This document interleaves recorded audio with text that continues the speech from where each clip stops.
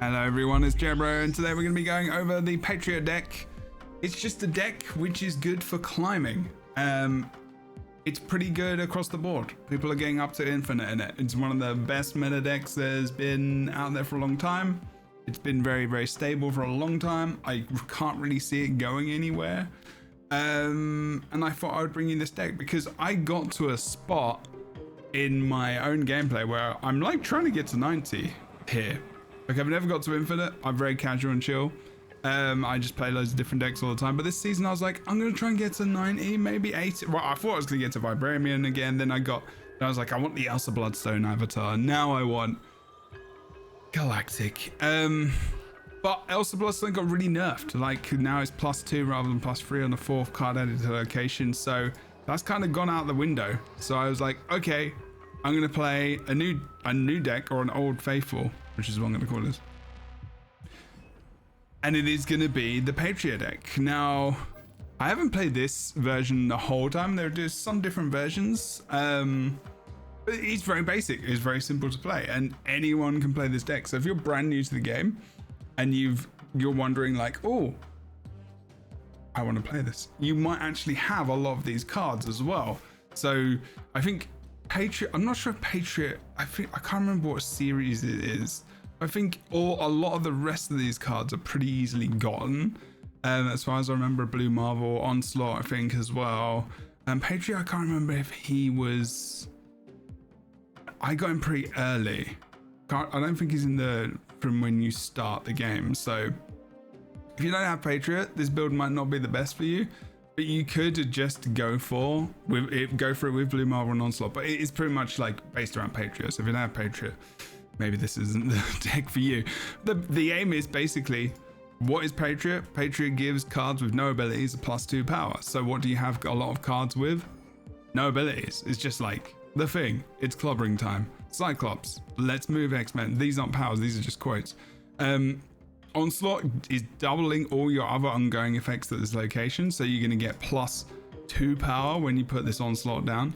And if you put the Onslaught down on Blue Marvel, you'll also get +2 power rather than +1. So the idea is that you put Patriot down turn 3, put Blue Marvel down turn 5, and 6 you get down Onslaught, and you've got all your other cards buffed up. Hopefully, maybe you've gotten this card out on Okoye.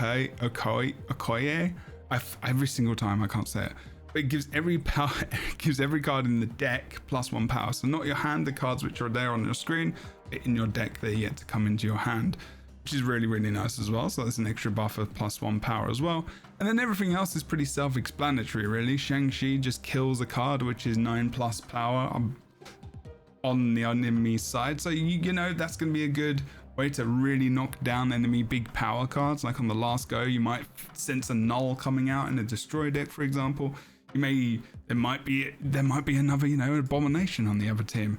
Abomination is good because it's got, again, is a 5-cost card which you can put out instead of Blue Marvel, for example, or even on the turn 5 if you go up to 7-turn game, which happens very often because magic is a thing which extends the game by a turn.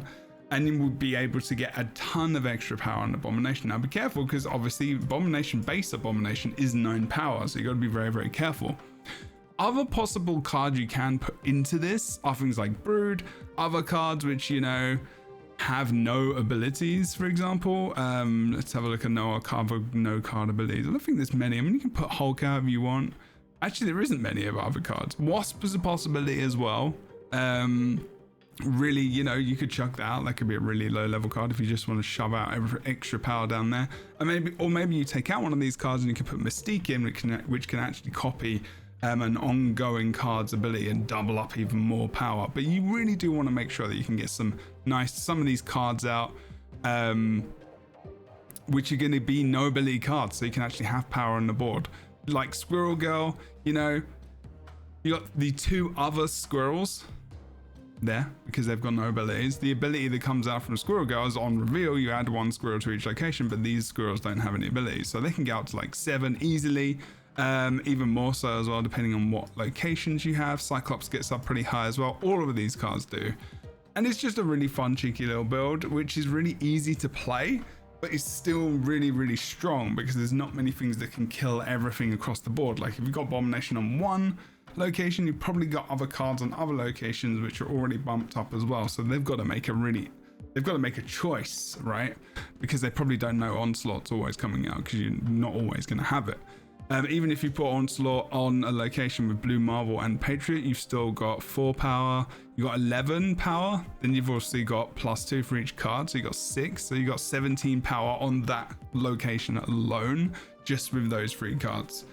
Only thing that can shut that down, really, things like Enchantress, a card that's really, really annoying.